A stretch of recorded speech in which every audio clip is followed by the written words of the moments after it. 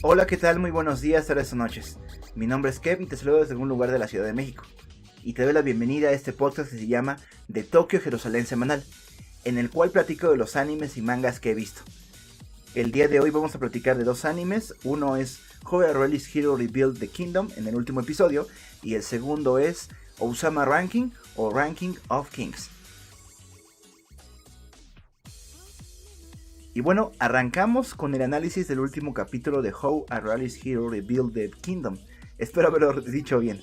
Si no, simplemente podemos decir aquel anime del héroe realista, que es una historia que inicia como todos los isekais, con un personaje siendo invocado del mundo real a un mundo de fantasía. Pero en esta situación lo invocaron no para salvar propiamente reino, sino para intercambiarlo por más tiempo para poder pagar una deuda.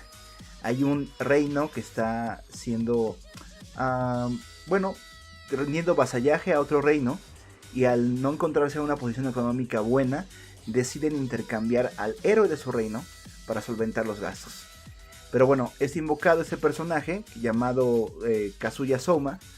Tenemos aquí nombres de otros personajes, pero nada que ver con el Kazuma y con Souma de otros animes, que se resiste a ser entregado, dado que no sabe qué va a deparar su destino cuando lo entreguen, ¿no?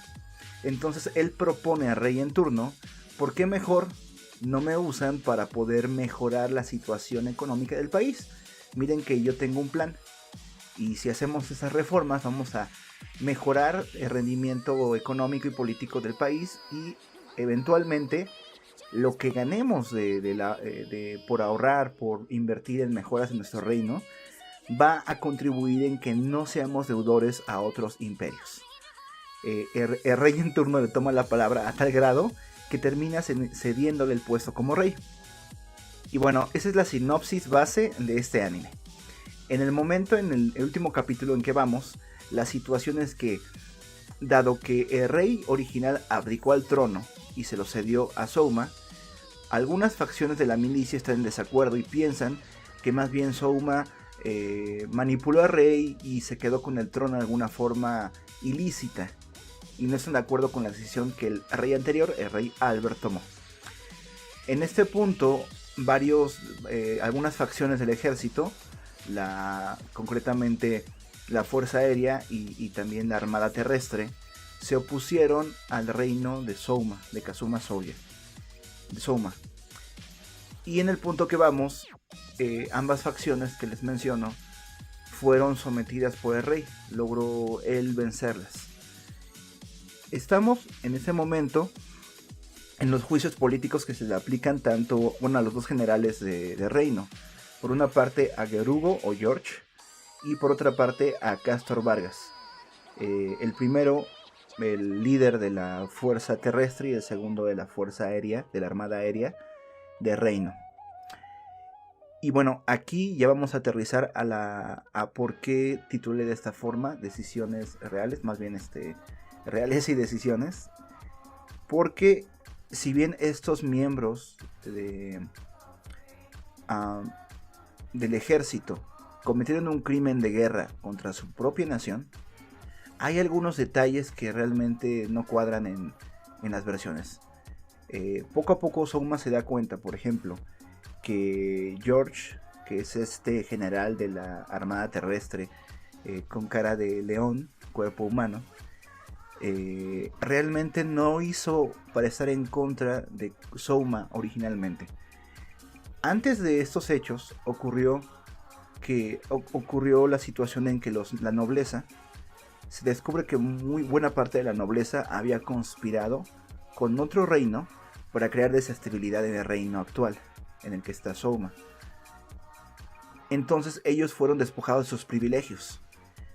Lo que ocurría es que, pese a que habían sido despojados de este poder, seguían teniendo poder oculto económico y social sobre las personas. Eventualmente ellos conspiran para derrocar al rey, y lo que hace George y otros dirigentes de la armada es prometerles que ellos iban a hacer la forma en que iban a derrocar al rey reinante. Pero eso solamente era un complot, o una forma de tener a todos esos nobles juntos de manera que no escapasen y poder concentrarlos y en el momento decisivo de la batalla entregarlos al rey. Esto no se sabe hasta muy avanzada la historia, que George estaba conspirando contra los conspiradores, estaba haciendo como un doble agente y nadie lo sabe más que él. Es la única persona que conoce este plan. Por eso termina él asumiendo la responsabilidad de la revuelta de la Armada Terrestre. Y en el momento en que son derrotados y él encarcelado, él tiene que morir y él acepta este destino. Hay una escena en el episodio anterior, que es donde nos quedamos, donde el rey lo visita y entiende lo que hizo verdaderamente Gerugo. Le pide por favor que no admita la culpa que está asumiendo y que diga la verdad, ¿no? Sin embargo, él es consciente de que decir la verdad implicaría que aquellos de sus hombres que murieron en medio de la revuelta, su vida haya sido en vano y que todos sepan esta verdad. Sería sumamente doloroso para las familias de los caídos. Él prefiere tomar la culpa de considerarse un traidor, a pesar de que había hecho un gran servicio al reino. Nos quedamos en ese punto en que acepta la decisión Souma de Gerugo, le da un veneno para evitar la vergüenza del juicio y de la ejecución pública, y ahí acaba como esa parte de la historia. Por otra parte, estamos ya en el capítulo actual donde el dirigente de la Armada Aérea, Castor Vargas, y su hija son llevados a juicio. Me gustó mucho esta escena porque cambió completamente el ritmo que teníamos hasta ahora. Pensábamos que simplemente iba a ser el juicio y a lo mejor le daba el perdón o no, pero ocurre algo completamente distinto, y es que en este juicio aparece un colegiado de varios nobles que tenían de alguna forma voz y voto en el juicio, era como el jurado. Les pide opinión Souma, y después de entender que todos decían lo mismo, que todos daban la razón, excepto 2 personas, da la orden de matarlos a todos.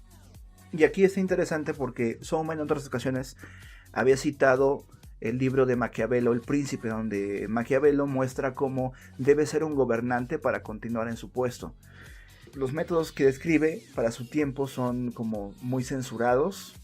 La gente no admite que han actuado de esta forma, pero Maquiavelo más bien hace un balance de todas las cosas que habían hecho los gobernantes para conservar su reino. Y habían tomado decisiones difíciles, pero que les aseguraron paz y estabilidad. Esas decisiones, lo que cita Souma, es que para un rey es mucho mejor ser temido que ser amado. Y que debía ser cruel, pero justo en un momento de su gobierno, no más.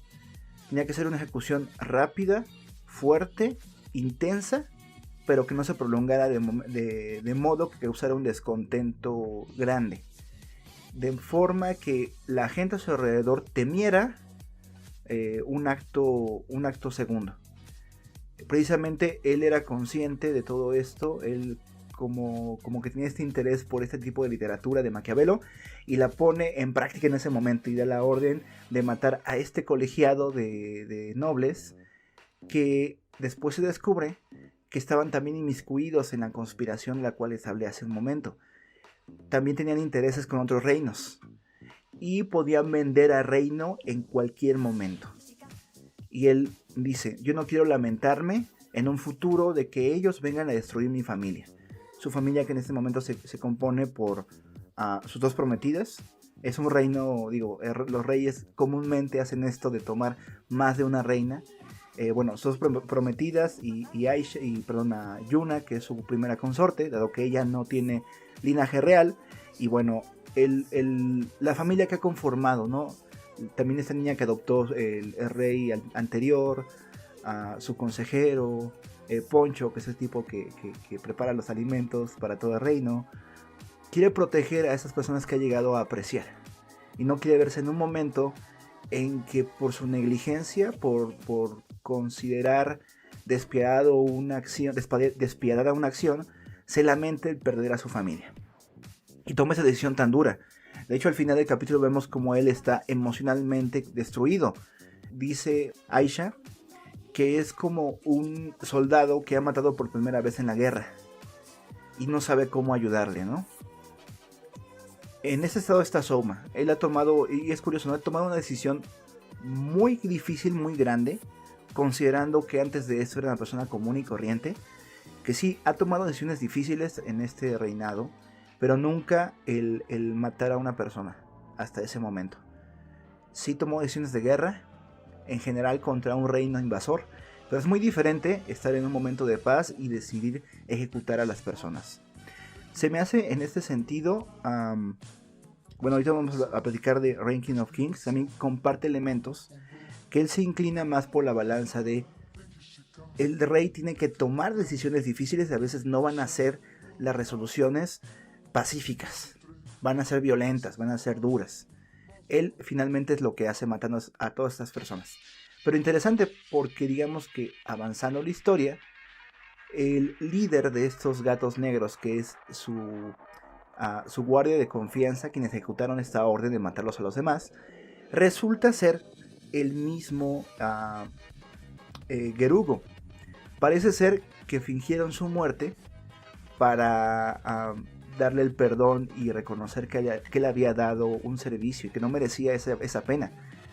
Y luego aparece él enmascarado, parece que sin la melena, pareciera como una suerte de pantera o algo así. Me recuerda a Legoshi cuando se corta la melena para no ser descubierto en Beastars. Y él forma parte entonces ahora de su séquito más leal. Ya había demostrado lealtad porque él se había encargado de toda la nobleza que había escapado, que se estaba uniendo para conspirar, y había asumido la responsabilidad del golpe de estado. Entonces toma una decisión muy buena el rey Kazuya Souma de no desperdiciar a una persona tan leal y tan buena para el reino. De hecho, en el juicio en que estamos, donde va a ser enjuiciado Castor Vargas y su hija Carla Vargas, también uno de los argumentos que toman uno de los del jurado que logra sobrevivir es que toma en cuenta que esta persona ha servido a la corona durante siglos y que no vamos a encontrar otra persona que tenga tal experiencia militar, que sea tan capaz y tan útil para el reino. Entonces considera y perdona. Termina perdonándolo y termina perdonando también a Carla. Y aquí es algo importante, porque él se mantiene en un balance, reconociendo que lo que ha hecho pudo haberse salido completamente de las manos, sobre todo si no tiene el carácter para no querer gobernar y quedarse con el trono con un empeño tal que tome decisiones solamente por el poder en sí mismo. Toma esta resolución ahora de decirle a Carla Vargas: no solamente te voy a perdonar, es la hija del comandante, te voy a perdonar la vida a pesar de tus crímenes que cometiste, sino te voy a dar una comisión sumamente importante, que es que cuando tú veas que me estoy convirtiendo en un tirano, me mates. En este mundo creo que es el héroe realista. Me gusta porque tiene los pies en la tierra, tiene que tomar resoluciones fuertes, pero también es consciente de que como hombre, este poder que maneja en algún momento se le puede salir de las manos. Y sabe que su séquito más inmediato le es completamente fiel. Y podría decirle sí a todas las decisiones. Haciendo un pequeño paralelismo, recuerdo en Injustice, que es esta historia donde Superman es drogado y mata a Luisa y a su hijo. Él se vuelve malvado y se vuelve un tirano. Y hay alguna facción de los superhéroes que decide darle completa razón a Superman. Entre ellos, por ejemplo, a la Mujer Maravilla. Termina siendo como la que justifica todas las acciones de Superman. Y otros personajes también lo hacen. Y son pocos realmente los que, por así decirlo, le dicen a Rey que está desnudo. En este caso, que la justicia no está contigo. No estás ejerciendo tu reinado con nobleza, importándote por tus súbditos. Entonces, en este caso, Kazuya Souma sí es consciente de que en algún momento se le va a salir el poder de las manos. hasta este momento ha tomado decisiones por y para su pueblo. Sabe que también el que hay estos espías, esos nobles que tienen dobles intenciones para con ellos y otros reinos, sabe que va a desestabilizar la paz que hasta ahora impera en el reino. Coinciden los dos objetivos de cuidar a su propia gente con salvaguardar los intereses del reino en general, y sobre todo en este momento en que ha hecho alianzas con el imperio más grande y que ellos ya lo ven como un igual. Pero este balance puede ser efímero y sabe que él mismo puede destruir todo lo que ha construido hasta este momento. Puede llegar el momento en que su honra personal, su deseo de poder, su ambición por obediencia desborden y caiga en el otro extremo, que el cual también escribía Maquiavelo, de ser un completo tirano. Maquiavelo solamente plantea en esa línea que es mejor ser temido a ser amado, pero no significa ello que un reino deba buscar que le amen, que la gente a su alrededor sepa que es un rey justo que va a cuidar sus intereses. Y aquí voy a hacer un pequeño paréntesis, una aclaración para los que me escuchan por vez primera, y es que el que se está hablando es cristiano. Y esto es una reflexión mitad sobre anime y mitad sobre la naturaleza humana a la luz de la creencia cristiana. Solamente esa aclaración, no es ironía, es verdad. Bueno, de aquí simplemente decir que, repetir, la actitud de Kazuya Soma me impresiona y da cuenta también de algo que nosotros como cristianos creemos, que es que el humano, cuando le dan poder, cuando le dan autoridad, tiende a ser malvado. Ya saben aquel adagio, ¿no? El poder corrompe, el poder absoluto corrompe absolutamente. ¿Sabe él esta condición propia? Solamente por su observación y su experimentación, y toma riendas en el asunto. Que haya personas, monitores, que me digan cuándo estoy saliéndome de mis cabales. Sobre todo en este momento que tiene personas tan fieles como a su grupo más cercano, que les ha demostrado que se interesa por el reino y que lo siguen en este momento casi ciegamente. Ahora que tiene también esta armada que construyó, bueno, esta suerte de, no sé, como los Anbu en Naruto, que van a seguir sus órdenes al pie de la letra, van a decir y ejecutar a las personas que necesite el rey, solamente con su orden, como lo demostró en la escena, ¿no? Porque al final de cuentas la persona que está al frente le debe la vida, le debe el perdón a su rey. En ese punto estamos. Y yo creo que lo que ha hecho esa acción de poner un monitor que en cuanto vea que se descarrila le mate, y creo que va a haber más acciones en el futuro de un rey que es consciente de esta actitud del género humano que tenemos todos. A lo mejor varios de nosotros no podemos pensar que seríamos capaces de cometer un genocidio, no sé, como un Hitler, como tantos en la historia de la humanidad, pero si tuviésemos la oportunidad. Otro dicho dice que todos odian los monopolios hasta que tienen el suyo. A lo mejor nos quejamos de los jefes, de los salarios, de la forma en que tratan a los empleados, nos han tratado, pero quizás si tuviésemos la oportunidad de tener vidas a nuestro cargo y de ganar la mayor cantidad de ingresos en nuestros bolsillos, prefiramos lo segundo sobre lo primero. El dinero sobre las vidas, por ejemplo, y hagamos por lo menos que trabajen en condiciones malas y mal pagados, si tuviésemos la oportunidad de enriquecernos. Es un poco lo mismo. Podemos decir que la maldad está en los demás, pero al final de cuentas quizás solamente sea por falta de oportunidad la que nos diferencie de los más malvados. Por cierto, de este tema trato en uno de los podcasts de Toca Jerusalén, no la versión semanal, sino el que hago en video. Hay uno que se llama Isekais, ¿qué harías si nacieras en un mundo nuevo? Les invito a verlo ahí en el canal de Kep FM, donde trato más en ese tema de la tiranía potencial del corazón humano. Y bueno, el siguiente anime que quería reseñar, Ranking of Kings, que ya se está haciendo tradición reseñar cada semana un capítulo de este anime. Es uno que me mantiene siempre pegado al filo del asiento, me tiene muy contento, no me esperaba tanto de ese anime.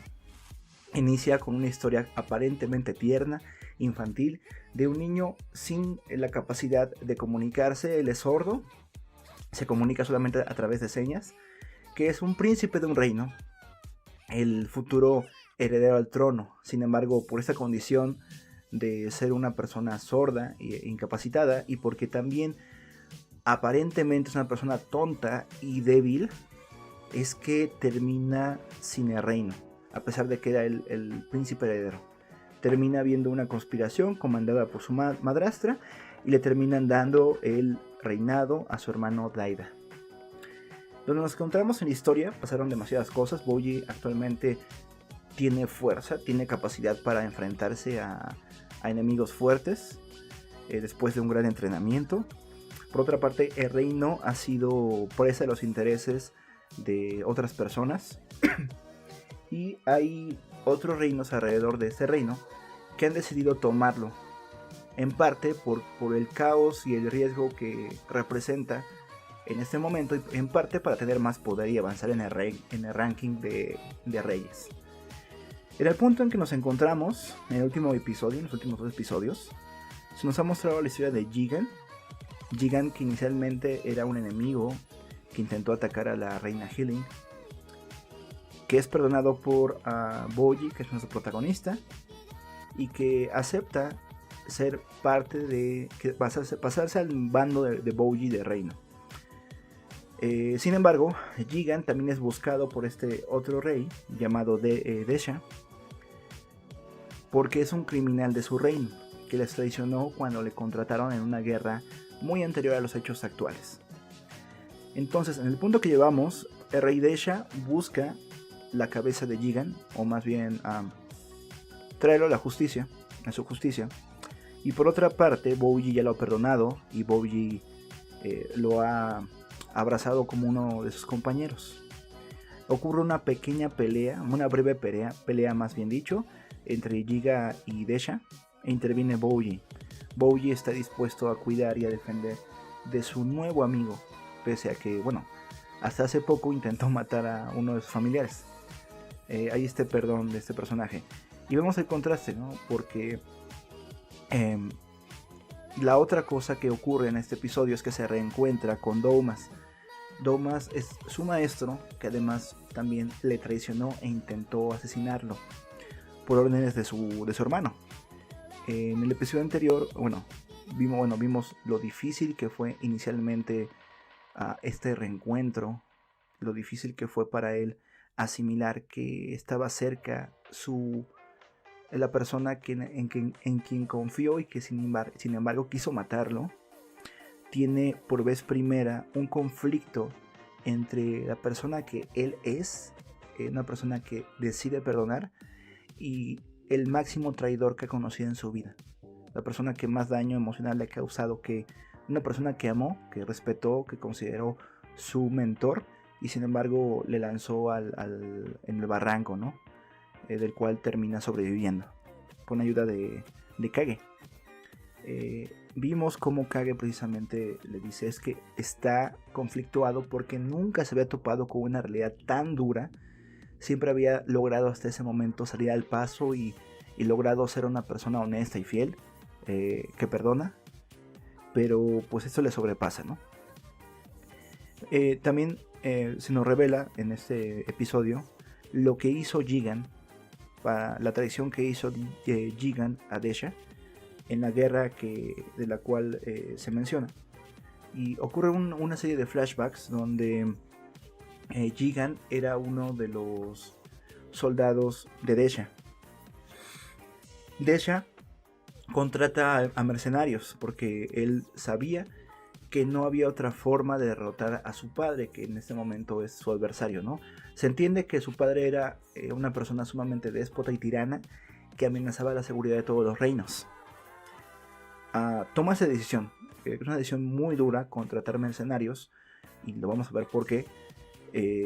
Finalmente ellos no tienen fidelidad a nada ni a nadie, y los métodos que van a usar pues van a ser cualquiera que les consiga el objetivo. Ellos saben, los mercenarios, que la raza de gigantes de Jigan, esos monstruos verdes, son personas, bueno, son seres que aprecian mucho a sus crías, a sus hijos, que tienen una empatía tal que olvidan que pueden descontrolarse y perder un poco de su raciocinio, ¿no?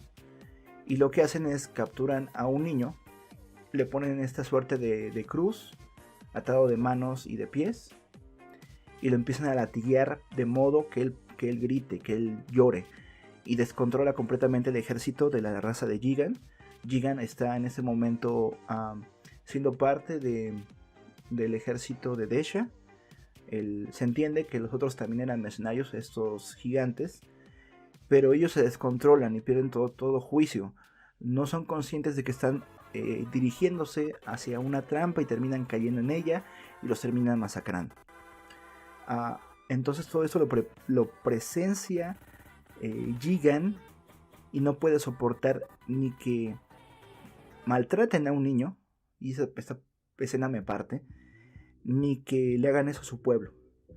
Termina él siendo el único guerrero que causa bajas en el ejército de Desha y los mercenarios, porque él estaba con ellos de su lado, ¿no? Termina él haciendo eso, lo capturan, no se sabe exactamente cómo logra él zafarse de eso, pero se nos muestra también otra parte bien interesante, donde hay un diálogo entre Desha y Vespa, el rey Desha y su hermano Vespa. Vespa le dice: no puedo creer lo que has hecho, eres igual que nuestro padre. Y le dice, bueno, él se queda callado y recibe todos los golpes. Le dice Vespa: te desprecio lo que has hecho, la decisión tan dura, ¿por qué contrataste a esos mercenarios que hicieron tal atrocidad con tal de tener una victoria? En el punto que está Desha, él es sumamente consciente y le duele lo que ocurrió, tanto el daño a los niños y la muerte de aquellos gigantes verdes. No dice nada porque sabe que esa decisión tenía que tomarse si querían detener a su padre. Él toma una resolución sumamente dura y ocurre algo curioso porque se nos muestra cómo era este soldado de armadura plateada que es inmortal y que en algún momento Vespa capturó. En el momento actual se nos revela que es hermano de Desha, perdón. No se sabe si también sea hermano de Vespa. Parece que no por la forma en que se dirigen. Pareciera que a lo mejor solamente es hermano de Desha. Pero bueno, él es otro sol, otra persona de esas que tienen sumamente marcados sus ideales, que confían en que puede haber un mundo mejor. Y él dice: algún día yo voy a tener una armada de soldados que sean corteses, que sean amables, que sean fuertes, que no sean como los mercenarios, como los mercenarios en ese momento, pero algún día Jigan va a formar parte de esa legión. Voy a hacer dos cosas. Voy a hacer que esta armada sea noble y además voy a hacer que los que necesitan algo como eso también sean personas nobles.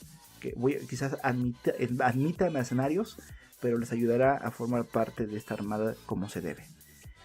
Es triste porque en el momento actual que llevamos de la historia, este personaje ha sido consumido completamente. Ya parece más bien por la maldad, parece más bien una armadura sin corazón. Se ha vuelto inmortal. Y hace 2 episodios o 3 episodios se cuestionaba, ¿no? Algunos otros soldados de esta armada de caballeros dorados. ¿Cómo es posible que él, que había tenido un ideal tan alto, se haya convertido en alguien tan ruin, tan despiadado? Hablando de este hermano de Desha. Bueno, Desha en ese momento le habla con mucho respeto a su hermano, que es el rey Desha. Él le dice que entiende el nivel de presión que tiene. Es interesante porque usa las mismas palabras que usa Doumas en su plática con Hokuro, cuando le dice: si en algún momento te dan una orden, cualquier tipo de orden, ¿tú la ejecutarías? Y le dice Hokuro: bueno, primero dime qué tipo de orden. No, tú tienes que obedecer, porque hay cosas que Daida está asumiendo, el rey Daida, que tú no comprendes el nivel de presión que tiene. Es la misma frase que emplean tanto Doumas como Desha. Perdón, no es cierto, he olvidado el nombre del otro hermano de Desha. Emplea la misma frase. No imaginas el nivel de presión que tienen. Ahora eso es completamente falso en Daida. Porque Daida más bien está consumido por los celos, la rabia, el deseo de ser mejor que su hermano Bouji, por eso decide matarle. Realmente no tiene ningún motivo, porque Bouji siempre se había portado bien con su hermano y no había duda que iba a apoyarle en su reino, pese al dolor que tenía de haber sido traicionado. Pero en el caso de Desha, creo que puede ser como un 50-50, ¿saben? Creo yo que sí había razones para temer al padre de Desha. Se nos va a desarrollar más adelante qué tan tirano era. Pero digamos, en esa parte sí había una presión grande justificada en Desha. La decisión que tomó para solventar ese gran problema fue enorme, sí. O sea, fue el maltrato a un niño, fue el matar de forma tan salvaje y tan despiadada a un ejército. Pero volvemos a Maquiavelo. Según lo que él nos dice es que no hay de otra, hay decisiones que tienen que tomarse, decisiones crueles. Sin tener que justificarle a él por este hecho, un poquito del lado también de Vespa, porque creo que Vespa sabía exactamente quién era su padre, y sin embargo tenía que decir esas palabras. El hecho también de que haya tomado aquella decisión el rey Desha, no le quitaba sufrimiento, sabía que lo que estaba haciendo estaba objetivamente mal. El maltratar a un niño y el ser tan cruel con un grupo de enemigos estaba objetivamente mal. Tomó esa decisión como la forma más sencilla de vencer a su padre, la tomó, pero eso no quita que lo que hizo estuviese mal. Por cierto, esta transformación que tiene el hermano de rey Desha, este personaje que quería hacer su armada de caballeros nobles, fuertes, me recuerda también mucho a lo que ocurre en un videojuego que yo juego mucho, que es Dark Souls. En Dark Souls 3 se nos muestra un jefe llamado los Vigilantes del Abismo, que es una armada que toma inspiración del caballero de Asturias. A ambos les va a pasar exactamente lo mismo. Asturias, bueno, voy a leer un fragmento de lo que dice un NPC. Dice así: lo veréis más adelante. La bestia antigua engendró un abismo que amenaza con engullir el conjunto de Olasil. El caballero Artorias vino a zanjar esta situación, pero dicho caballero no posee ni un atisbo de oscuridad. Sin duda será engullido por el abismo, superado por su absoluta negrura. De hecho, el abismo podría ser imparable. Bueno, Artorias era una persona que odiaba la oscuridad que estaba avanzando con invadir el reino, ¿no? En el lore de Dark Souls, en Dark Souls 1. Y él asume la responsabilidad de detener esa oscuridad que estaba avanzando. Pensemos que era como una condición y un reinado de seres invadidos completamente por algo llamado obscuridad. Y que iba también, como dice este recuento, ¿no? Iba también a engullir todo a su alrededor, iba a avanzar y destruir todo. Bueno, Artorias, que era una persona sumamente noble, con un corazón limpio, fue y dijo: yo voy a detener y a salvar a todo el reino. Pero termina Artorias siendo consumido por la oscuridad. Lo que dice Elizabeth, este NPC, que la razón por la cual fue engullido por esta oscuridad es porque su corazón estaba limpio, no había un atisbo de oscuridad, y termina siendo el más vulnerable a la oscuridad cuando le enfrenta cara a cara. Eso pasa en Dark Souls 1. En Dark Souls 3, los Vigilantes del Abismo son una armada que tienen los ideales de Artorias, de impedir que la oscuridad consuma el reino. Ellos se entrenan constantemente para lograrlo, pero eventualmente también son engullidos por la oscuridad y terminan con una maldición. Peleando entre ellos, es la misma situación. Para el hermano de Desha, con ideales altísimos de nobleza, de fuerza, de amor, termina siendo engullido. No sabemos exactamente los detalles, pero termina siendo engullido por la oscuridad a la cual había jurado enfrentarse. Pareciera que estas personas que están delante de la luz, que son éticas y nobles, termina afectándoles mucho cuando ven la realidad, la crudeza de la realidad. Pensando un poquito en Bougie es como ese tipo de personas sumamente idealistas que en cuanto ven una traición como las que sufrieron, se desmoronan completamente. Y lo valioso que es que Kage esté en este momento con Bougie es porque podría él caer en esa parte. Quizás veamos más adelante a él de alguna forma sucumbiendo un poco a sus instintos malvados, a su parte negativa. Un tropo constante en historias de anime, el hecho de que nuestro protagonista, que siempre había sido luz, en algún momento se ha consumido por el dolor, la ira. Hunter x Hunter creo que es uno de los ejemplos más representativos. Él perdió a su maestro, le engañaron pensando que había una esperanza para que se salvara, le engañaron a su enemigo para salvar su vida, y termina él sucumbiendo a la ira, al dolor y al odio, casi perdiendo la vida en el proceso. Muchos otros personajes han vivido este punto de no saber enfrentarse ante la oscuridad, y otros personajes, por ejemplo el rey Desha, cuyo corazón ya es más o menos oscuro, que se mantienen como ese gris. En Breaking of Kings hay muchos personajes grises: Hylian, Daida, Bose, como he dicho, el rey Desha. Se mantienen en un gris Kage también. Son un poquito más resistentes a sucumbir completamente al odio, al dolor. Creo que los niños que se encuentran en este periodo donde podrían ellos seguir creyendo en la bondad de este mundo, son los más vulnerables a sucumbir al odio más grande cuando se les presentan situaciones desafiantes. Y es lo que pasa, lo que realmente pasa en la sociedad. Al principio de la vida el infante va a entender que todo es normal y así debe de ser, que sus padres son sus héroes. Eventualmente comprenderá que hay actitudes y cosas que no eran completamente buenas y tendrá que tomar una decisión, y que la mayoría en la adolescencia toma una decisión de rebeldía, de caos. La rebeldía es normal, el contestar de alguna forma al padre, a la madre, puede haber normalidad en ello, es parte del crecimiento en el que se definen los rasgos de la personalidad. Pero yo hablo de el afán de destruir por el destruir, dado que a mí me destruyeron. Habíamos platicado en otros podcasts sobre que somos aquello que hacemos con lo que nos hicieron. Y en un adolescente, ya no pensemos en la etapa de infancia, es muy fácil sucumbir al odio y la ira. Es muy fácil mancharse completamente de ser una persona crédula, humilde, sencilla, a traicionar, porque es mejor traicionar que nos traiciona. Y parece que personajes más grises como Rey Desha se mantienen un poquito más ecuánimes, reconociendo que tienen algo malo. Es más o menos la actitud que toma el héroe, Kazuya Soma.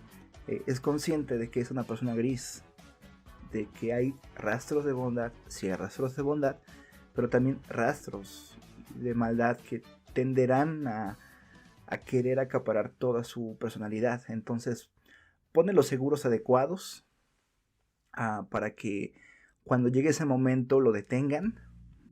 Creo que en ese momento Kage es esa persona para Bougie, la persona que podría darle ayuda cuando se desboque, cuando su odio, su dolor crezcan y se conviertan en ira.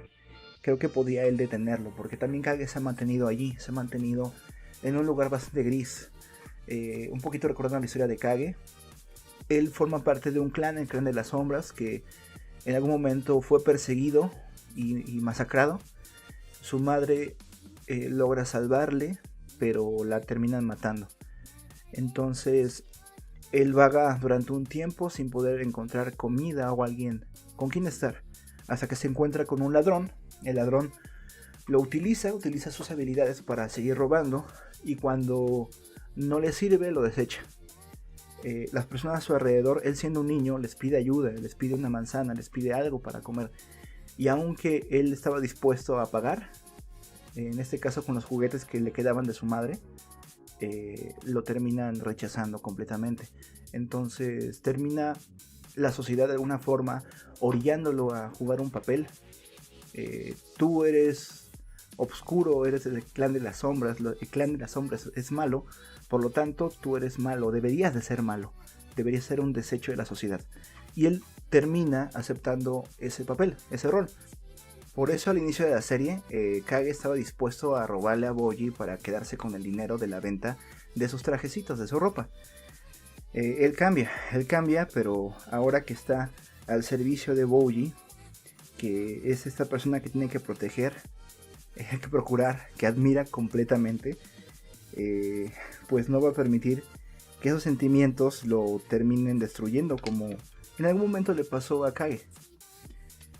Me gusta esta combinación de personajes grises y luminosos que se van acompañando y van ayudándose mutuamente. Al final de cuentas, lo que puede hacer Bouji de maldad, creo que ya estaba en él, ya estaba la potencialidad de destruir aquello que ama, como lo hizo Kage en algún momento. Quizás, estoy seguro que, bueno, lo estuvo a punto de hacer con Bouji. Bouji se presentó como una persona que le tendió la mano, y lo primero que hizo Kage fue aprovecharse de él, y no quisiera él que en algún momento Bouji fuera de esa forma. Entonces eso, me gusta mucho cómo se complementan personajes grises y luminosos, cómo se ayudan a no caer en la oscuridad terrible de la cual unos vienen y otros nunca han estado. Y reconociendo, ¿no?, que al final de cuentas todos somos malos, citando nuevamente a los hermanos Karamazov. Solamente nos falta tiempo, solamente el tiempo es lo que nos diferencia, nos acabaría ayudando a ser iguales todos, igual de malos. Solo dame más tiempo y seré tan pecador como tú. Solamente eso, solamente me he iniciado antes o no he iniciado el camino que tú ya vas recorriendo. Si me das un poco más de oportunidad, sí que seré igual o peor que tú.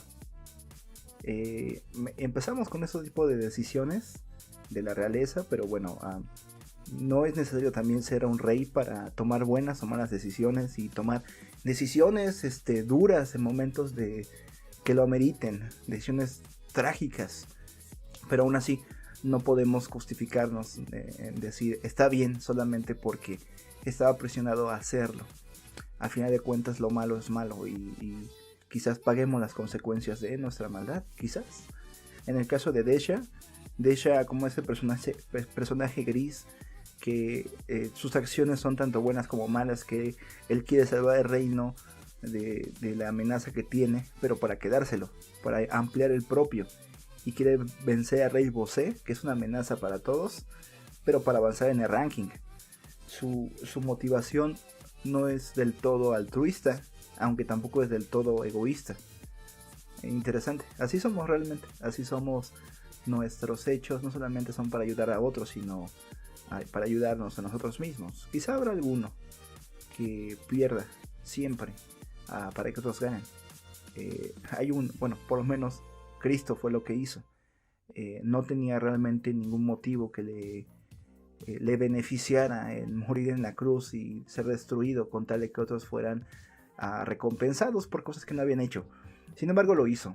Es un ejemplo que difícilmente podrá alguien superar, emular, copiar, porque generalmente somos personajes complejos que hacemos el bien para nuestro beneficio.